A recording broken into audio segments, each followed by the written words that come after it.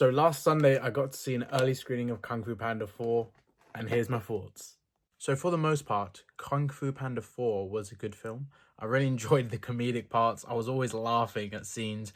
So many times there was scenes where Poe was cracking me up, or all the other characters in the film. Really liked the new addition of Awkwafina Zen. I think she came into this film really well, and she just felt like a very natural character to bring into the franchise. Really loved the dynamic between Poe and Zen. I think Jack Black and Awkwafina were really bouncing off each other. The chemistry was really great. Of course, the great visual trademark DreamWorks animation style was in this film, and it felt so great to see Poe back on the big screen for this new adventure and installment in the Kung Fu Panda franchise. I did like the story. I think it was a nice family adventure, had like some really good moments, really well paced. It was really cool because I saw it in Screen X at Cineworld at the O2.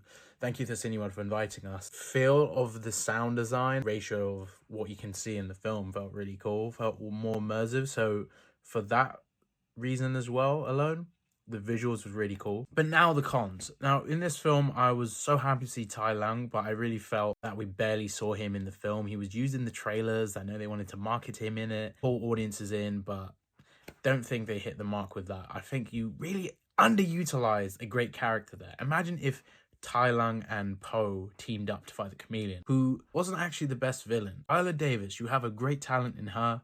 Really liked what she did with her lines and the presence she had, but the Chameleon didn't feel that threatening once the final fight was over. The idea that she could take skills and replicate the styles, stealing the powers from all these different martial artists and other characters, felt really interesting. Concept was strong, but unfortunately it didn't really live up to its potential. That's where the problem really lies. The fact that the villain was so easily defeated, and Poe was so relaxed that Zen had it all to her. The way the Chameleon got Star for Wisdom was all to do with betrayal, and maybe you would think Poe would be smarter than just trusting someone he just met. Zen obviously allured him to thinking she was good. Of course, she ends up being good in the end. Villain aspect that ruined the film, that the Chameleon was being made to be the biggest and baddest villain that Poe has ever faced, but didn't really even come close to Tai Lung or the other villains. Furious 5 weren't even in the film. I really wanted to see more of the Furious 5, really expected more. I felt like they could have had a really great involvement in this film. Seeing them help Poe on this adventure would have been great. Maybe the